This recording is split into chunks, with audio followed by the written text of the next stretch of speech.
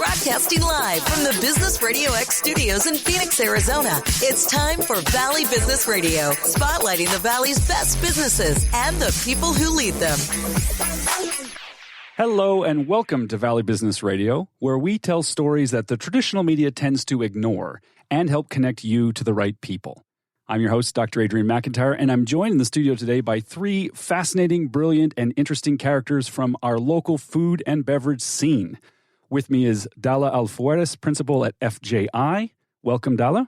Well, thank you. Thanks for having me. Thanks for being back. Yes. I want to refer folks back if they haven't already listened to the interview we did in February. It was one of our first round of guests in this studio, and it's one of my favorite interviews of all time because we went really deep into some of your backstory.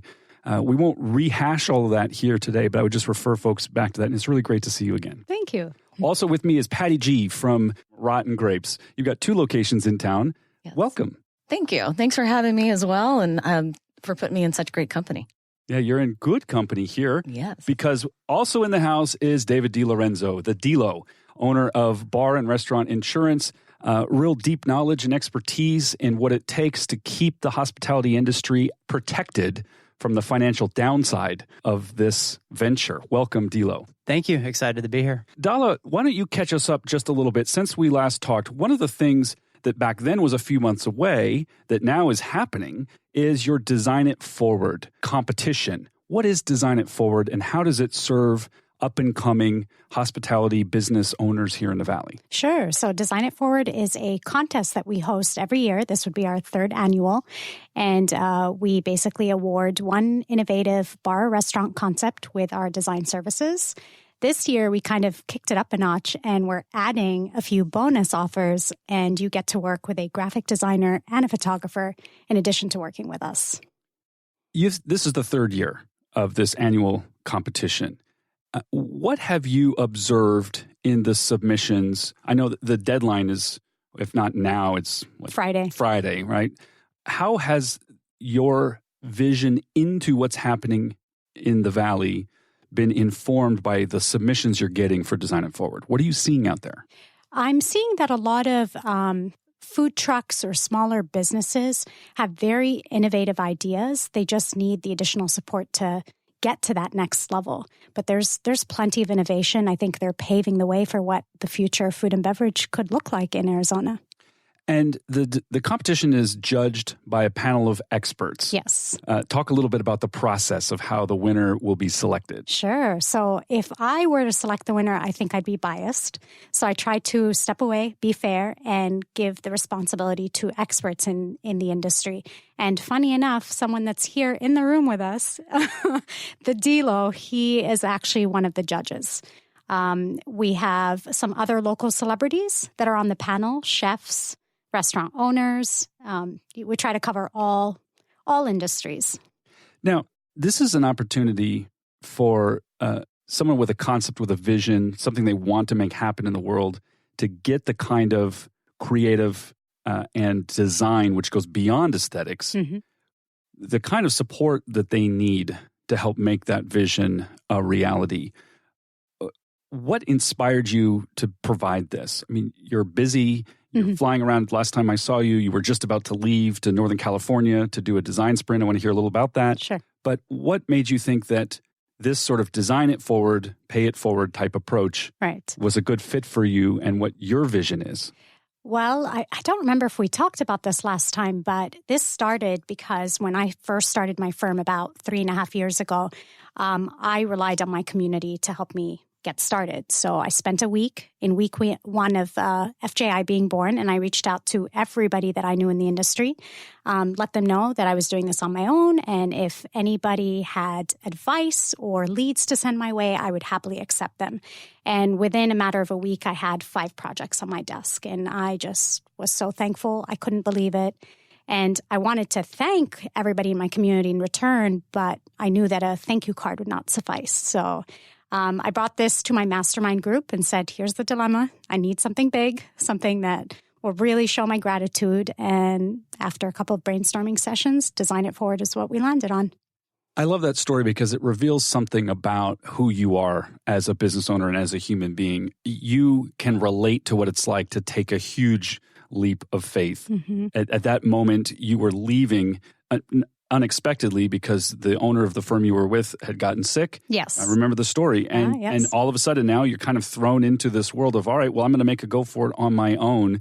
And the community really showed up and provided opportunities for you to do the thing you love best. And the fact that that would automatically make you think, I want to do this for other people, says a lot about you. What else, other than that sense of contribution, what would you say is in the DNA over at FJI?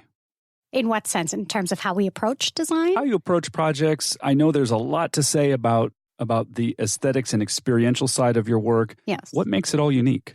So this is something I've actually been battling with quite a bit lately, but I feel like the word interior design doesn't quite define what we do because we are more experienced designers. We're looking at the entire experience from start to finish, how people find out about you, what touch points do they come across as they navigate your space, what causes them to come back a second time.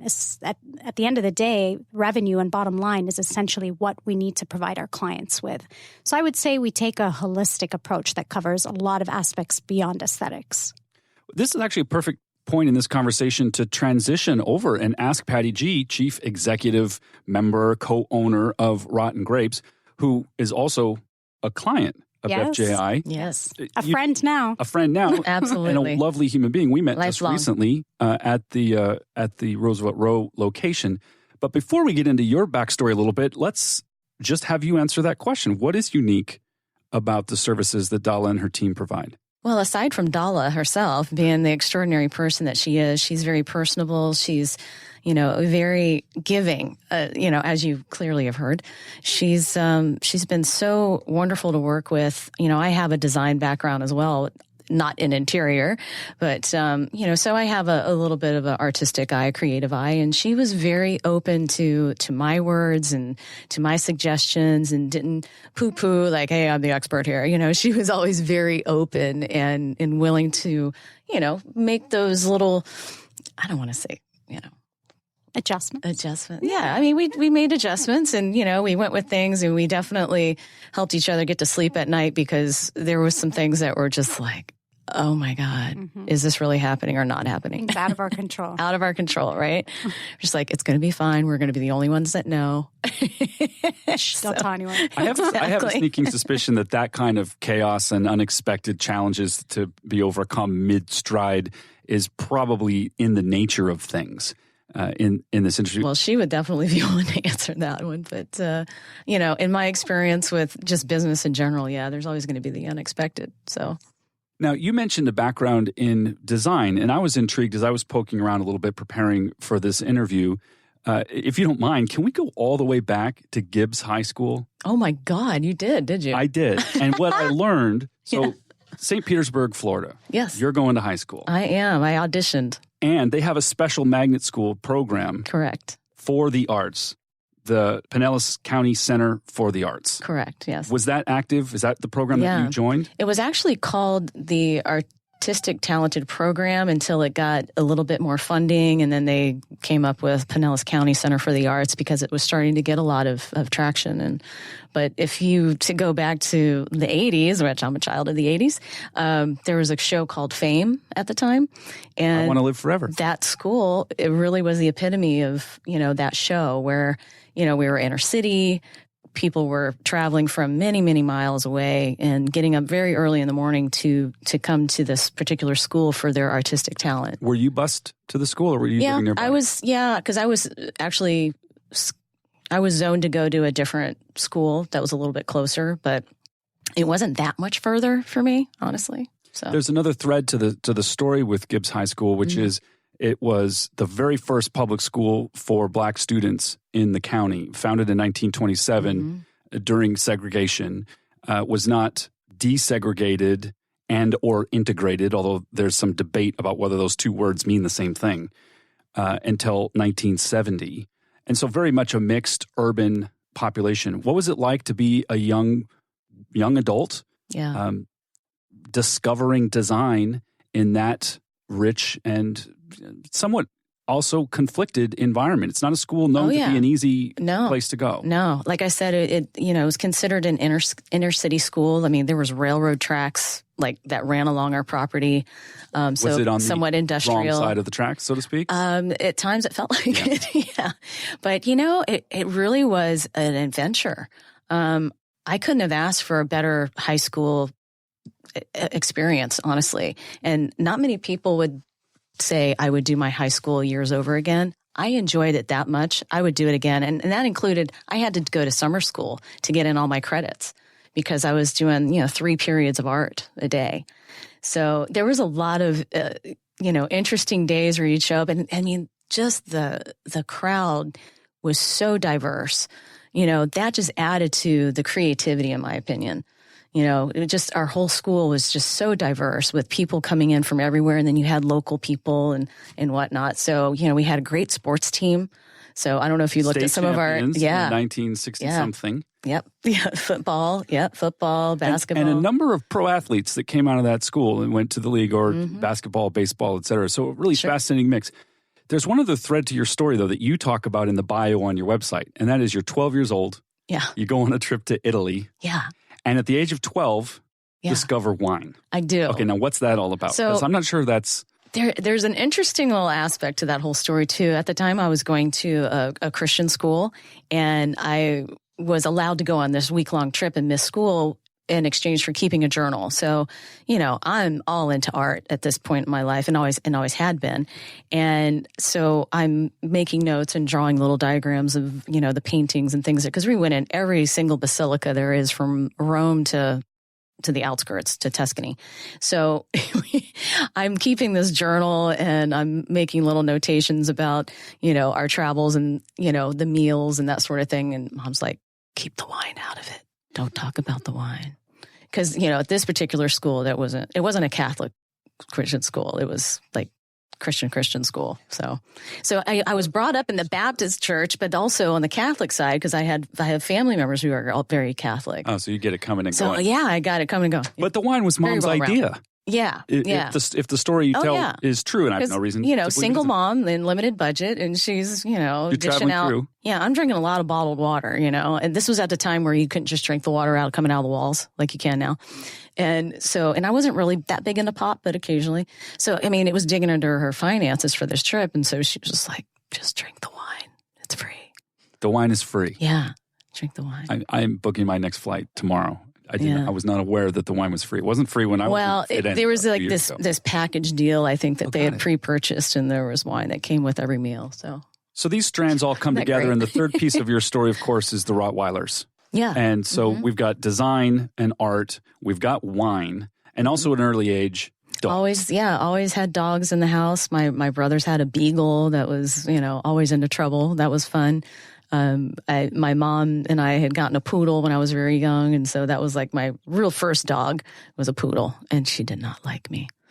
And now the restaurants that you own with Keith, Rott and Grapes, the ROTT in Rotten is about Rottweilers. It's not that the grapes are rotten. Yeah. It's that there's Rottweilers and grapes. There's a couple of little puns on words there, because there's actually a fungus that grows on grapes that's called a noble rot that's beneficial to the product, the final product. And then, some people that aren't into wine probably see it as, overly ripe grapes. So rotten grapes. That's fine. If the people aren't into wine, there's more for the rest of us. That's fine. We've got things for them too.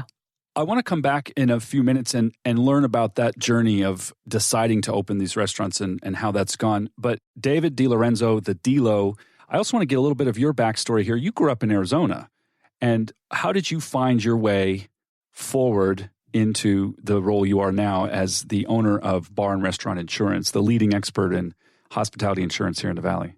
Okay, so I was born here. I went to ASU after high school and all that.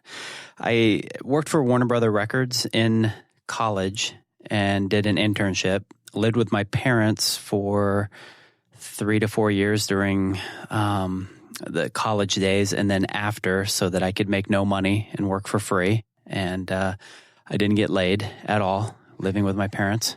But that was a sacrifice that you took, because it was the most kick-ass job ever. So I got to work with the likes of Van Halen and Aerosmith and the Chili Peppers and, I mean, you name it. And I was basically a wet behind the ear kid that was going and bringing people backstage to meet these bands and, you know, bringing their records to get played on the radio stations back in the day when, you know, KUPD was, you know, the number one radio station. And records were how you played music. Yeah, CDs, I guess, for me. So after all that, I ended up starting my own company called Diamond in the Rough, which was a marketing company. And the marketing company took off. The record labels all hired me to distribute goodies to kids that were pouring out of the Coliseum or pouring out of America West at the time after a show. And we put together these brown bags full of CDs and stickers and all sorts of cool promotional items. Then Apple came out, and iTunes basically put an end to the record label you know, spending of money and working with the artists the way that it did. So I have always been close with my family, and I stayed here because I did get some job offers to go elsewhere, but I stayed here because I really, you know, we're a very Italian family. I love my dad. He's been in insurance for 40-something years. And it never really intrigued me like, oh, insurance, this is going to be so cool. No. But it was one of those things where I had a passion for working close with him, and we have a good relationship. So I started doing that. First 3 years, it was just not of interest. It was, again, it's a product that's very commoditized. Nobody cares.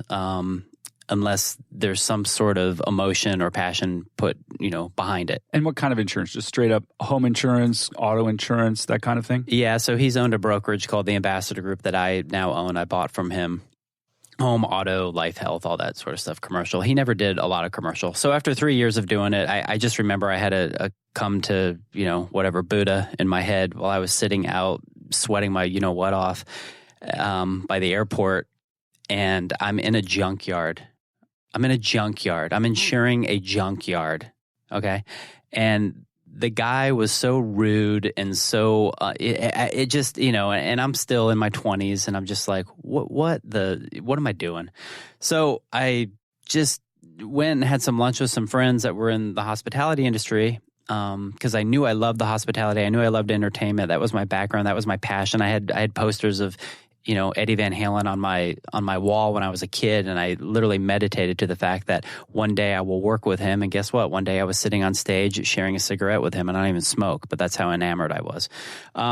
So whatever I put in my head, whatever I meditate and dream on, it just comes true because that's just the way that it works if you truly believe. So I went and I started bar and restaurantinsurance.com about 17 years into my insurance career, took that leap of faith, still continued to live with my parents and not have female relations, but that was okay because I was going to make my own. And so 17 years later, I now own a company. The main focus is around all hospitality. We do still have the home auto division. My dad still works with me. I keep him on board because he would be bored if he had, you know, nothing to do, and he's still really good at what he does. But for a commercial agent to take a leap of faith like that and get into hospitality, which is a very volatile business as it is, I've owned 13 restaurants myself. I've failed probably in 70% of them, so I understand the bottom lines and what goes on in this and that, and so that's basically how all that came to fruition so I could help out with, you know, restaurateurs. So just to put all my cards on the table, the very first time I came to Phoenix independently as an adult was to come to a Van Halen concert. I think it was 91 or 92, actually. Cool. The For Unlawful Carnal Knowledge tour. And my cousin who had gone to boarding school here in Scottsdale and I drove from Southern California, went to the concert, and we were so fired up at the end. We're like, man, let's just drive back to California, you know, and we pulled in about 4 o'clock in the morning, super, you know, tired and whatever, but like, that was great. What is it, do you think, about the hospitality industry that drew you? Were you always a foodie yourself, or why did you get into restaurants in the first place? Kind of how, connect the dots between that moment of enlightenment in the junkyard. Mm-hmm. The Buddha had his under the Bodhi tree. You had yours in the junkyard. Yeah. You realized, like, what am I doing? What's it come to? How did you decide that this was the direction you wanted to go? Well, for me, it's about people. And I like people that are creative, artistic, that are into creating community, building community. For me, it's about really protecting community and being a part of that, and not something where they look at it and they say, I gotta get this, like payroll processing or credit. Yeah, it's about having that relationship with them and being able to help them more and more. So the moment of enlightenment really was just, that's always how I've been. I've been an entrepreneur. I've been somebody that has been always wanting to perform and be a part of something bigger. And in Arizona, the food scene out here is amazing. There's a lot of creatives. There's a lot of great people doing a lot of stuff. And then as I got more detailed with it, I started meeting really cool people and becoming, able to own restaurants and be on that side of the fence. Dala, you mentioned in our previous interview that you moved here to go to ASU in 2001. Mm-hmm. And at that time, there was not much of a food scene, certainly nothing like there is now in 2019. That's right. What are your observations on the evolution of the food and beverage industry here? You've been observing it mm-hmm. from those early days. I mean, as has Dilo, but what's your perspective on it? So my first exposure to really bars and restaurants that seemed to be successful were Sam Fox's concepts. Those were the first to pop up around the Valley. And I think he had the courage to pave the way for other creatives that had ideas of their own.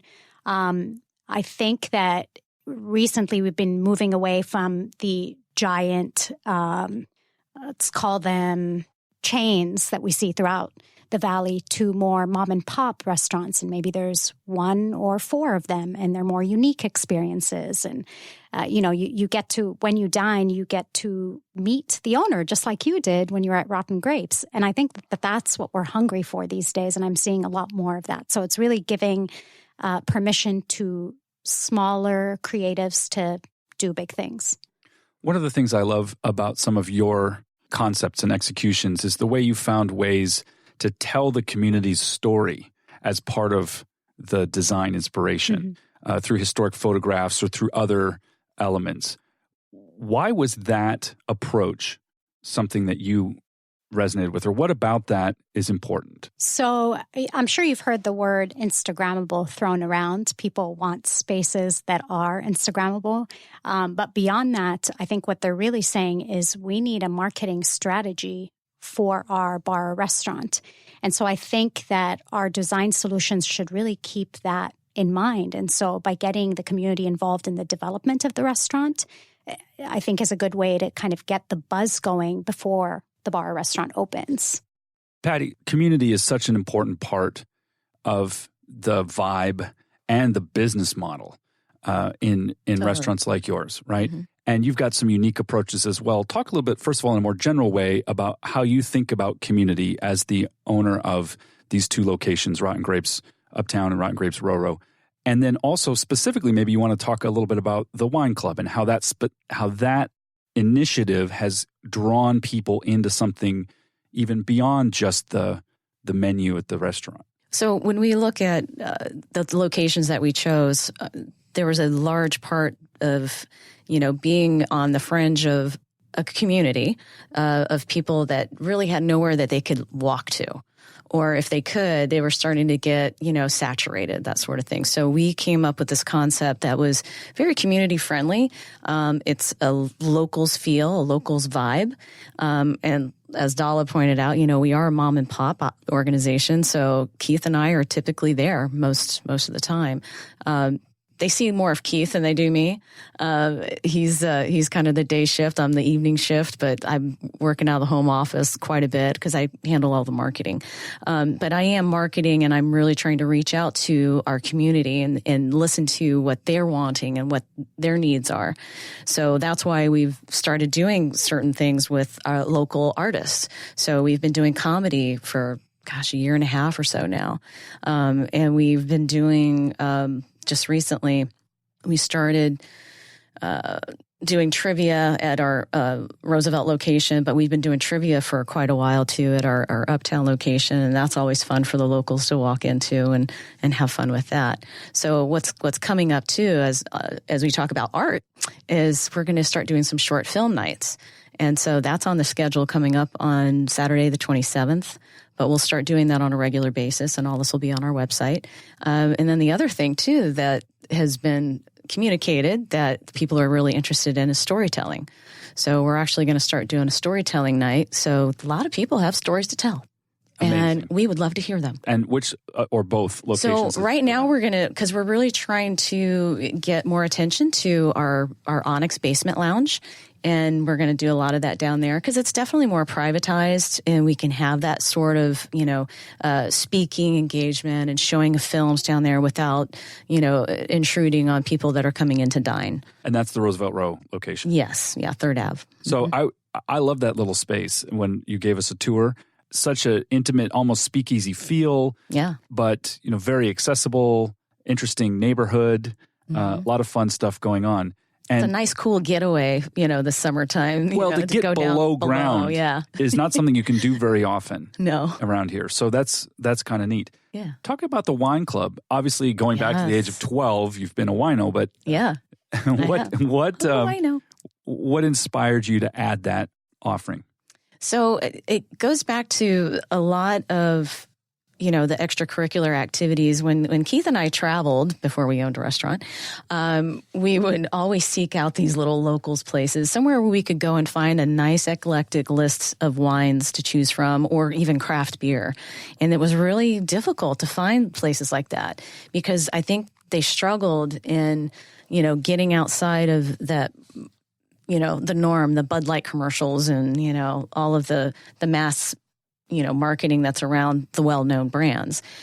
So people like us, we were finding them more and more that love those types of, hidden gems where, you could go and get a really great glass of wine for, a decent price and, get a nice bite to eat. So little did we know we were actually taking notes throughout all of our traveling of the place that we were eventually going to be building, the brand that we were going to build. So that started our love of wine. And then, of course, we had, the dogs and the Rotties. So Keith's background is not in the restaurant business, and you've got this design experience. What was the point when you decided, hey, we want to do this? We want to open our own place? Yeah, there was definitely a moment of insanity that happened. And we were working with lots of other companies, new startup companies, helping them build their brand. And then we just, at one point said, why are we doing this for other people? What time to look in the mirror and say, it's our turn. So we really went back and forth around a lot of different ideas of what we thought we would want to do. And then it came down to what our passions are. And, we really always enjoyed going out for a nice glass of wine.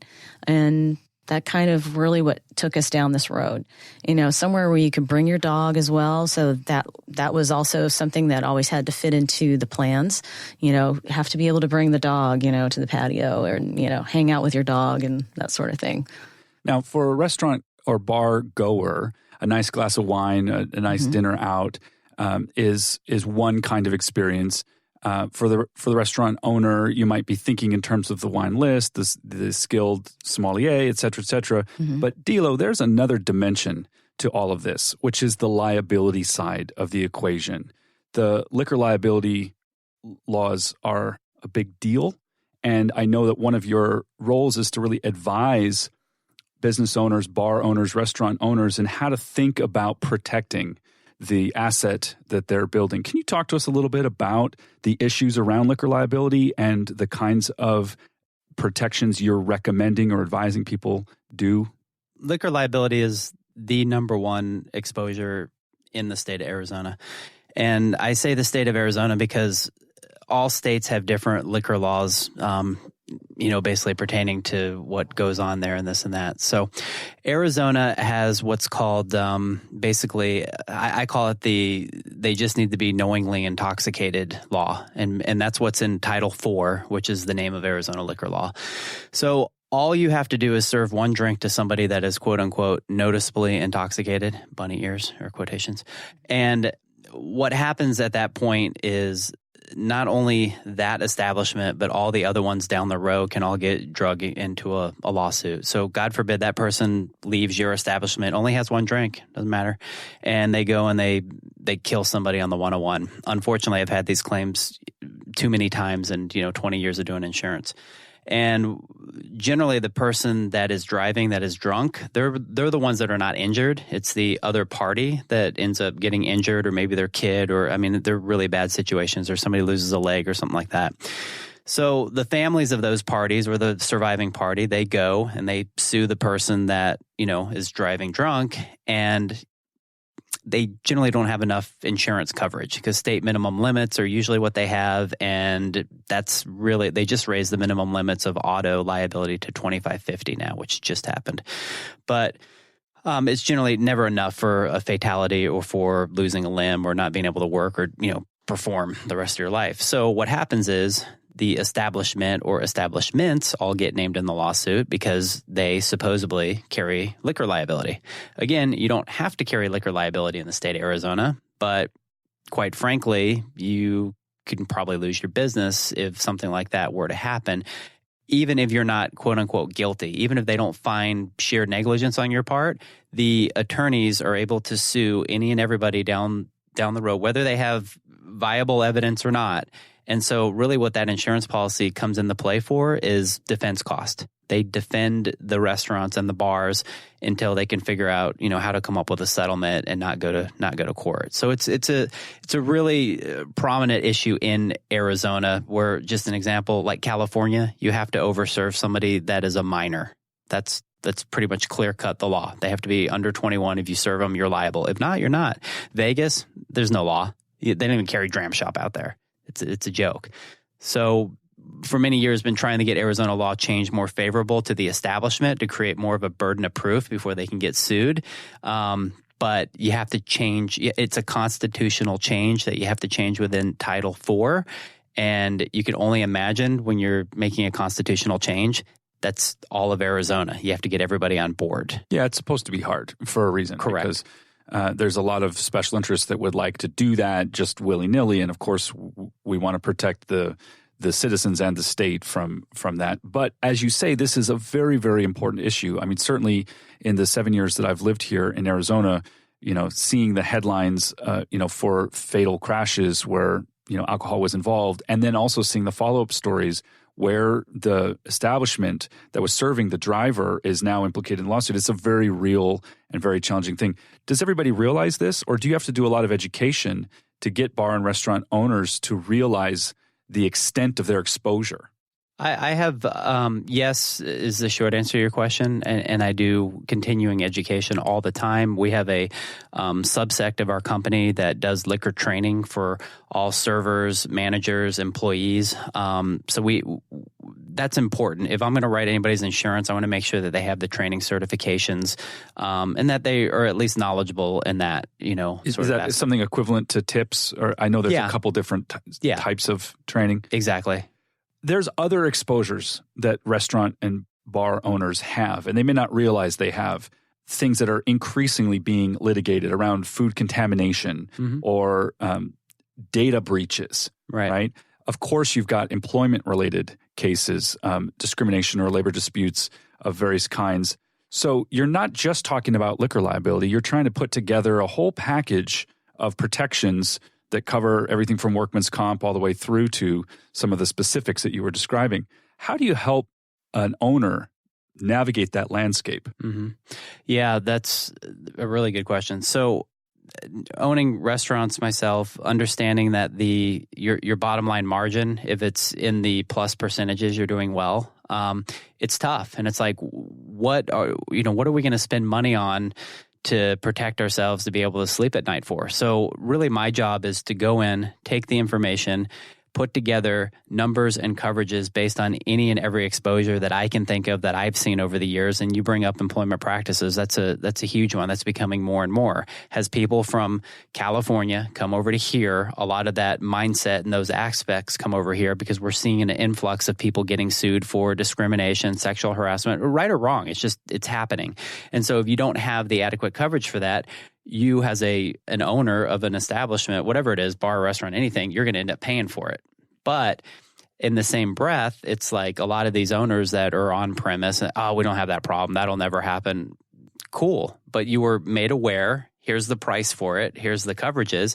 And still to this day, many of them just don't even buy it, because unless it's in their lease and it's really dictated that they need it, or it makes sense like liquor liability because they really feel that that's more of something that could really close them down, then they do buy it. And cyber, that's a buzzword right now. I don't know how, I mean, coming from my, not the insurance person, but the other aspect, I don't see a lot of breaches or a lot of dangers in that as you would think or what you hear. But the exposure is there. The exposure is there. The exposure is there. If you're collecting email addresses for your Wine of the Month Club or your newsletter, you're collecting personal data. And now under GDPR rules in the EU, there's probably somebody itching to try a test case in a U.S. court. If, for example, the upstream data provider were hacked, could the downstream restaurant owners become caught up in this if they can show you weren't protecting yourself?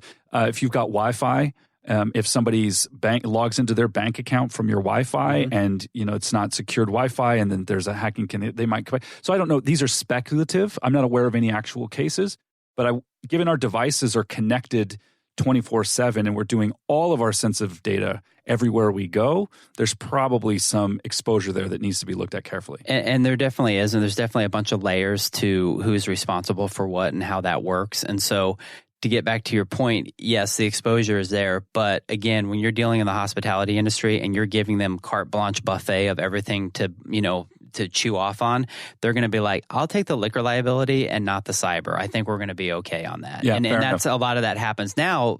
That being said, also in certain policies, cyber, like sublimits of cyber, are coming with the policies. So they get a little bit with their general liability policy and their liquor policy now, because the insurance carriers are understanding that that's a little bit of an exposure that's becoming more prevalent, and they want to include it. You mentioned earlier, just in passing, property lease requirements. Is this an increasing trend where in the commercial real estate side of things, somebody looking to open a new location might be having insurance limits prescribed for them by the landlord? Yeah, and I say this with peace and love. A lot of my friends are good attorneys, this and that, but who are leases written up by? They're written up by attorneys. When leases are broken, who litigates them? The attorneys. So, every time a new restaurateur, even somebody getting another property, are coming to me and they need a quote, first thing I ask them for is their lease. If I don't have a copy of the lease, I don't know what coverage they actually need per contractual agreement. And so you see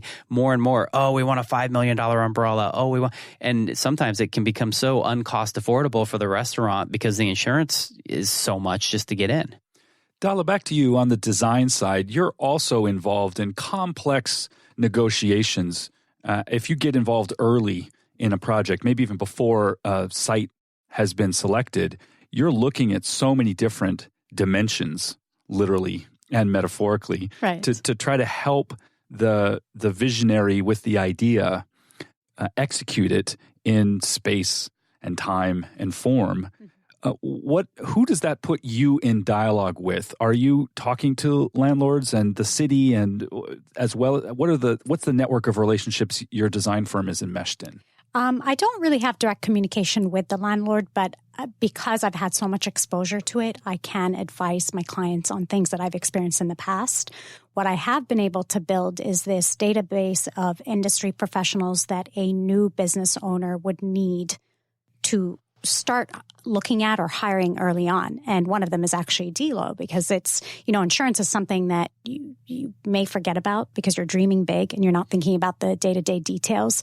But I'm more of a realistic person. Yes, we'll dream big with you, but hey, you've got to think about the important stuff too, so that when we dream big, it actually works out.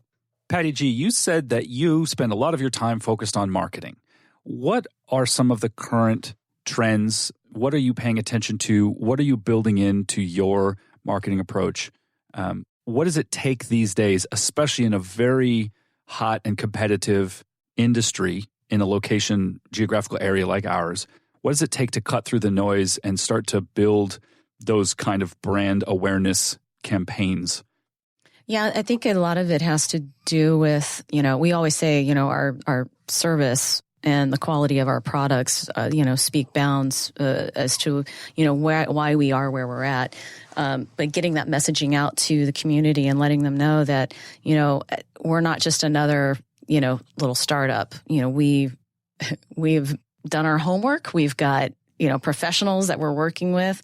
We do deliver a great product. And I think it's really about focusing on those products and, making it a fun venue. So that thus all of the different events now that we're rolling out and have been doing.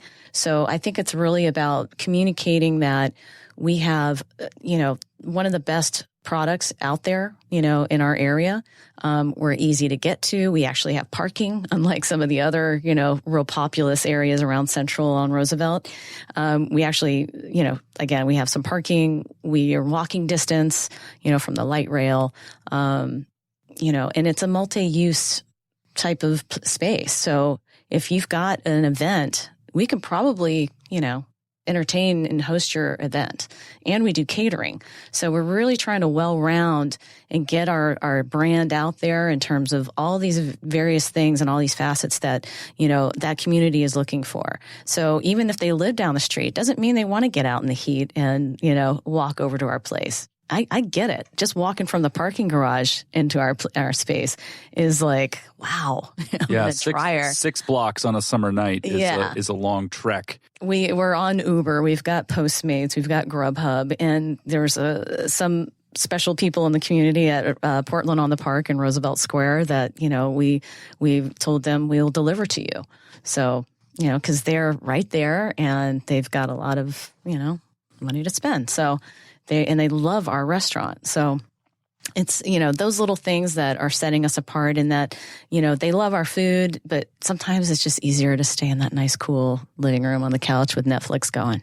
So That's what the kids tell me. I get it. What are some of the broader trends? I'd be interested in anyone's opinion on this. What are you seeing in the scene itself? What's hot? And perhaps even go a little further. What do you wish there were more of?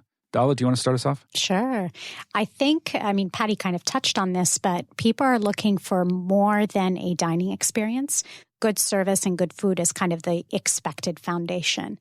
Beyond that, they're looking for interesting experiences, whether that's, dining and watching a live artist paint in front of you or being able to contribute to the playlist that's playing at the restaurant. People are wanting to be so close to the brand and be involved in its development. So, yeah.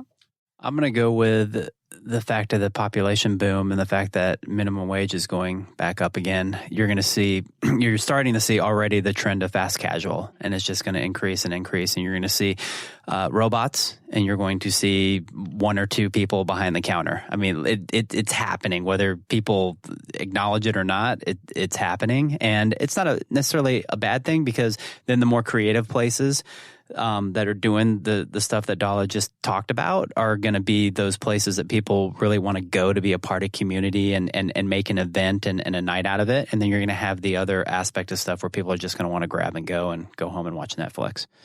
Yeah, because what are they going to Yelp about if, a robot's serving them? They're like, my server didn't smile at me. C-3PO's mad at me. How could you tell?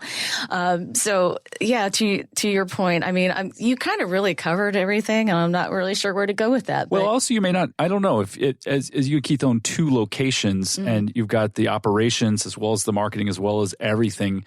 So not only are you not traveling internationally as much as I'm sure you would like to, maybe you're not out on the town as much as you would like to. True. When people come in, though, and you interact with them, I know you do. That's how we met. Mm-hmm. What are you hearing through them about what they're liking at your locations or what's going on outside? Well, they're really loving the space, and I always definitely, commend Dala for that. And they love that they can see themselves coming back in, to do any number of things. Coming in for, we have a dinner special every Wednesday night, and then they see, all these wonderful entrees that they want to try, and that's a great night to do it. And then we also have the comedy, so if they're in the comedy, and then they see, we have this great mezzanine area that's going to be perfect for that, baby shower or the wedding shower that they have coming up or something like that. And then, they come in one Friday or Saturday night and they check out the speakeasy. The Onyx we just refer to as our basement lounge, but people have had numerous parties down there because it keeps them, out of the main the main area, and they can really have a great time and mingle with everyone in their party. We can do some light bites down there, and they can control the music. They can put their own tunes on. So, those types of things are definitely a draw because of having a multi-use space like that. And that's not to discount Uptown. Uptown also has that lounge area too across the walkway. A lot of people get that deer in the headlights look when they come through the walkway and they look to the right, they look to the left, and they're not sure where to go. And, they see the open window, bar, and we have to wave them in like, hey, come over here. Yeah. So, there's that friendly aspect of Uptown too, because it's such a small, kind of spread out venue. So that makes that spot a lot of fun too. And you can pretty much have the run of the place if you have a party or some sort of gathering too. So that's a great one for networking. When I was visiting the Rower location, one of the people in our crew was instantly inspired and was thinking of all different kinds of events. I think really just pay a visit and go down into the Onyx Lounge or ask to be shown it if it's not currently open, and just take a look, because it really is, when you see it, you immediately start thinking of, I could do this here, I could do that here. I could have an event of some kind, I could have a business, an after hours thing. It's a really, really cool location. One of the things we haven't talked much about is really what drives this whole industry, and that is the people. Obviously, news headlines point to turnover on the labor side of the business as one of the big challenges in the Valley. With so many, hot places to work, it's increasingly competitive for staff, and you might get, everyone from, a dishwasher to a front of the house kind of person who sees 50 cents more an hour somewhere else as a reason to leave when there's almost no downside, it seems like, to them. At the same time, the top talent is increasingly looking to the Valley, and in many cases already here.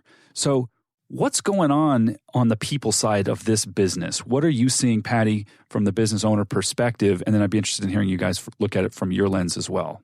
Yeah, I'm very proud that we have several original employees at our Roosevelt location. And, when we talk to them and we ask, how things are going and how they're feeling about everything, because we definitely want to have those touch points with all of our staff and make sure they have the tools in their toolbox. So, if it's more training they need, great, we'll arrange that. If they feel there's some, things that are needing to be upgraded around the restaurant, we always look to support our staff. And I think that's the biggest thing that they appreciate. And it's helping them, on nights like last night, where, you have like multiple tables come in all at once, and we're there to help bus tables. We're there to help out the back of house too with dishes. We're always trying to support, and they get that. So that in itself is very appreciated by the staff, and they get that. And I think that alone, apart from, getting potentially another 50 cents more somewhere else, I think speaks volumes to why they have stayed with us. And we're always focused on making sure they're having fun. That's the biggest thing. Yeah. You got to have fun when you go to work. That was definitely the sense I had, was that people were part of the family. Yeah. And that's got to be an important dimension in any successful business. Dilo, as you look out and through you've got hundreds of clients in the insurance side of things. As you look out at the general industry, what's happening on the staffing or even leadership side?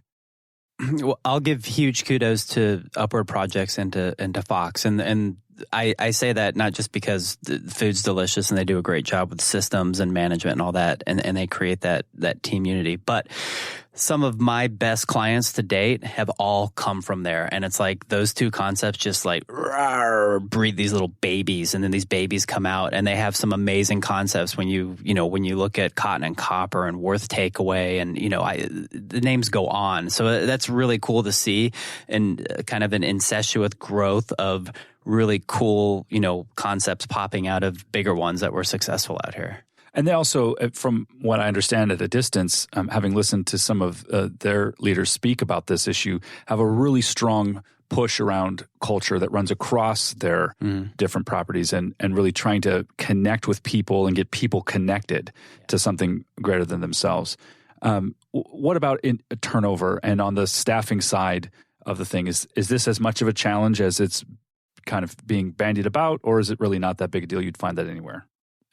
It's more of a challenge in the hospitality industry for sure. I am now getting phone calls from people that have apps. They call it the hiring, the Uber app for hiring now, where you can literally as an owner, get on your phone and you can hire your 5 people for the day that are in this pool. So there's stuff like this that is short term. Yeah, short term. Yeah. So it's developed, it's here, it's like coming its way. And then the app, I don't know if all this is 100%, but from what I was being told, the people that own the app, they're the actual employer. And so you're just like renting their employers for the day that are supposedly knowledgeable about the hospitality industry. So we'll see how all that goes. I mean, there's a lot of, give and takes with that sort of thing. But yes, back to your question, it's a little bit more difficult in the hospitality industry for sure. It doesn't surprise me at all that technology is moving in.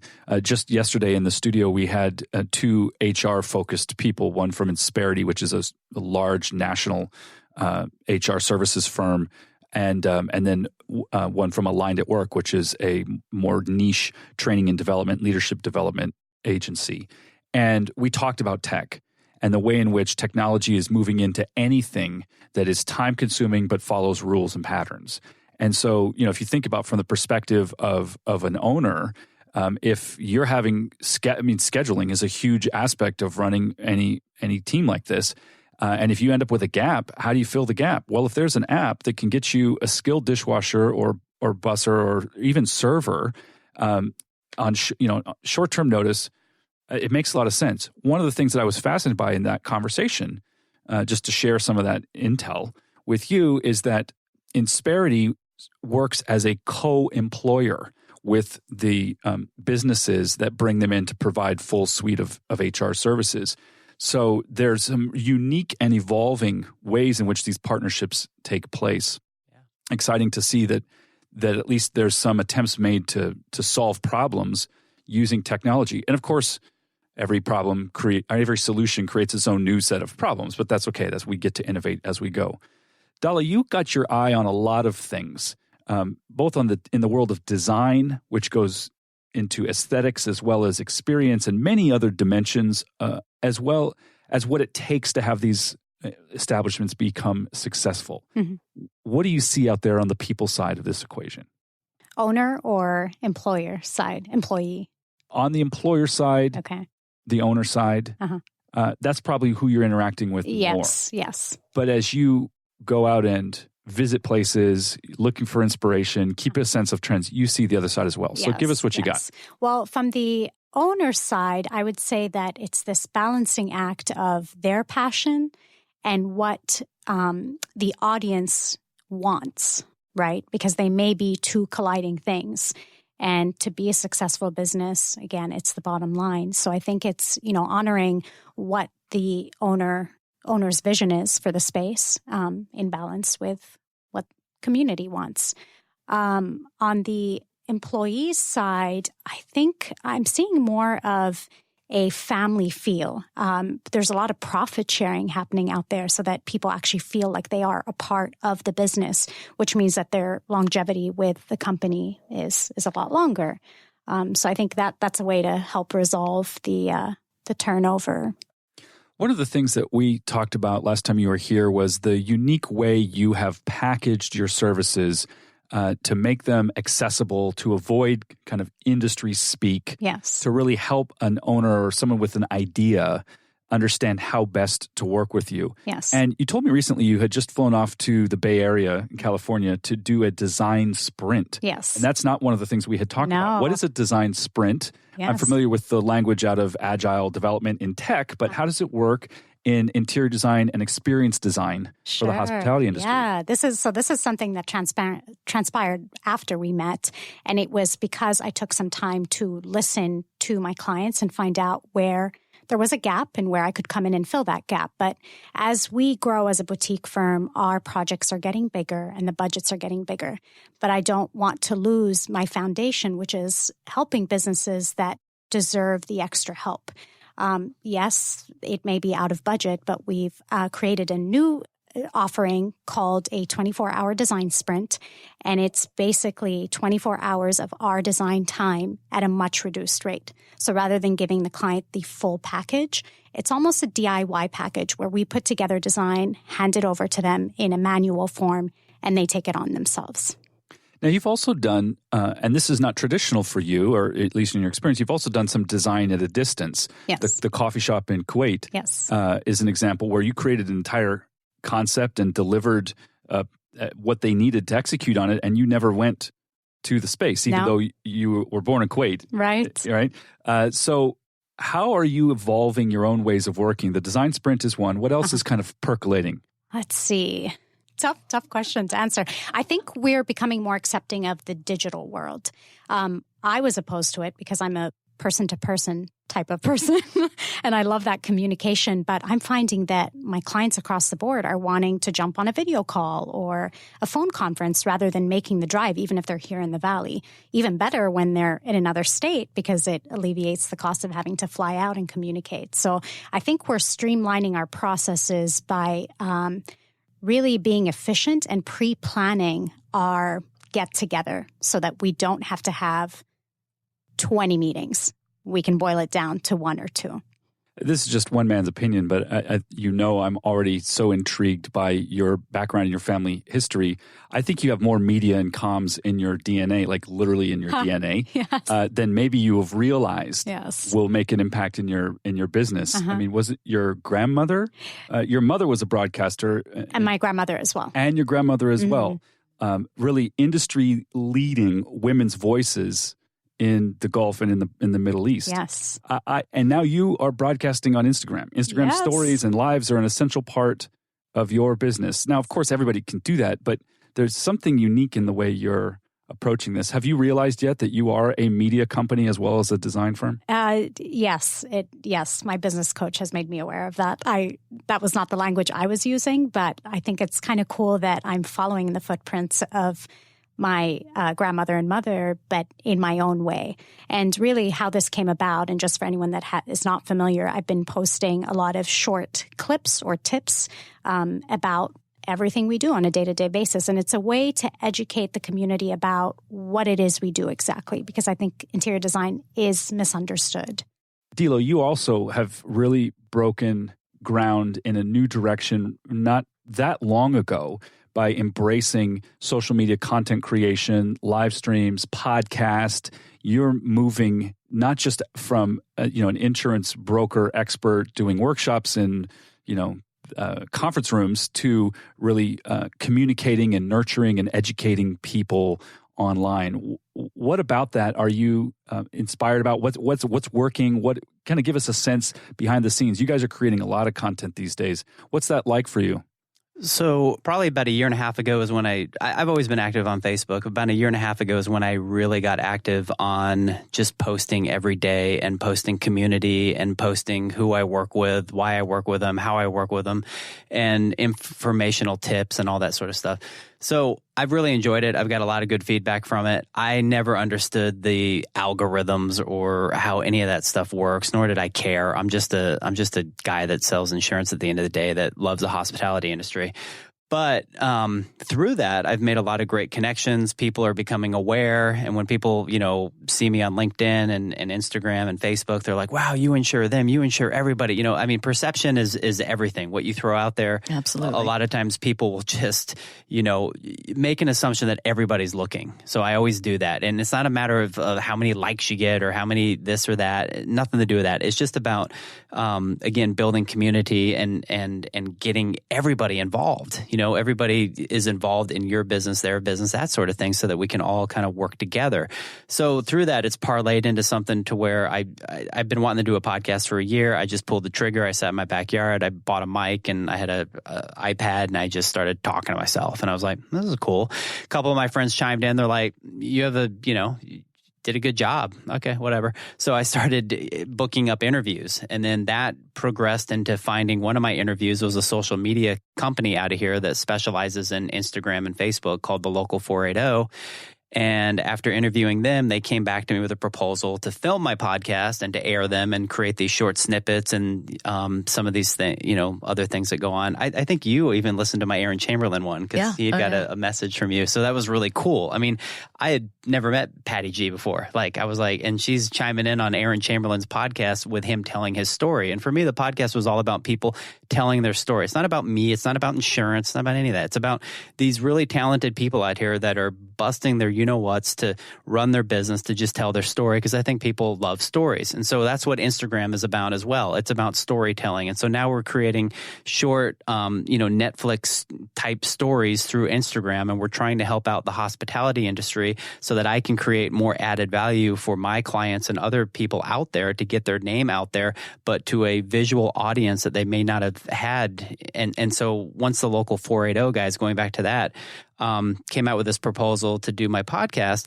they then came to me after that and said, would you be president of our company and the face of it and part owner? And I was like, well, how come? And they're like, because we're really the nerds and you're the connections, and we want to blow up what you're doing and kind of combine it all together. And so that's where we're at now, and I'm totally excited about it.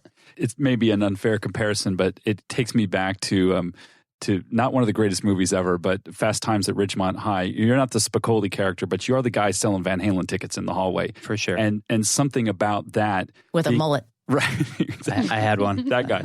Cool. Being adjacent to and supporting talent is something that runs throughout every story you've told today on this show. So I'm inspired by what you're up to as you find your own unique expression to not only serve the industry through the insurance products that you have available that are essential to not losing the house, literally, but also the way in which you're bringing that media sensibility to your work as well. Patty, we'll give you the last word on this conversation. Obviously, everyone likes to Instagram their plate.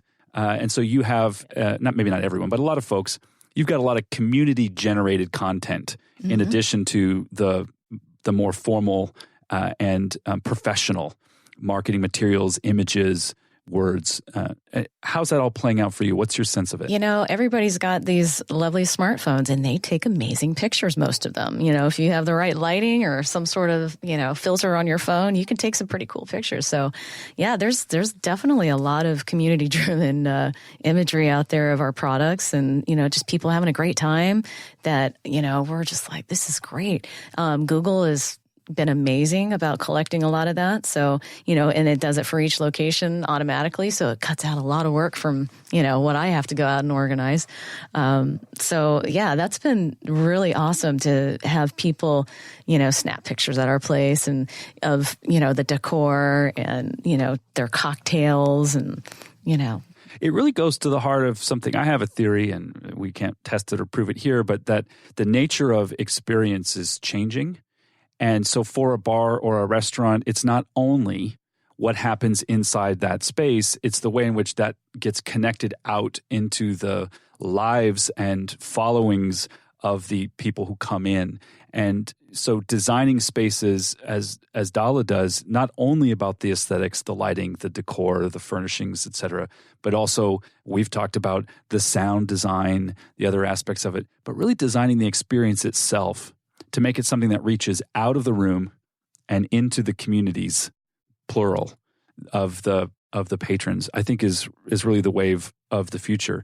The boxes that things happen inside of, the physical four walls, are not the limit in any way now, given people share so much and conversations get started in all kinds of fascinating ways.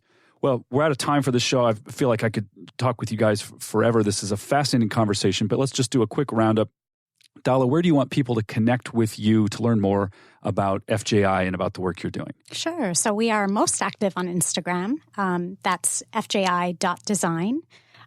We have the same handle on all other platforms. So Facebook and the website as well is FJI.design.